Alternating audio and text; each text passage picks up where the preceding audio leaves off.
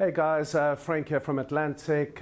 Today we're in the city, a crisp winter's day here in London, and we've got a client who has had really sluggish radiators, issues with black iron oxide, and basically they're getting no heat on one floor of this building. So myself and our senior engineer Rowan and our team are here to try and help them. So we are going to be doing a procedure which is called a power flush.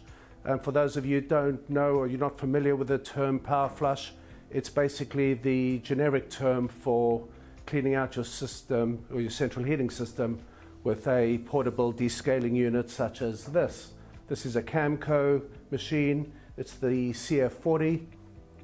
Very good product. It's got a reverse flow pump, so we can achieve quite a high degree of cleanliness with this machine and the chemicals that we use. Something like this MC3 cleaner. So typically what we do on these procedures is we turn on the heating. That allows us to do a full check on the whole system. We can then isolate the individual radiators that are problematic. In this case, we've got a whole floor that's not heating up. Prior to getting the machine going, which we'll show you later, we do a general check on the system and the installation. So what we found when we arrived was a F&E tank, which is the filling and expansion tank, which is responsible for filling up the whole system with water. That was totally sludged up.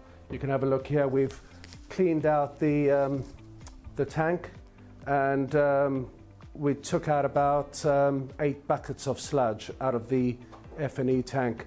Now that that's clean, we've introduced the central heating cleanser, which is that product, and we found a few other little issues with gate valves that have been not working properly or not fully open. We've replaced one where the gates actually snapped.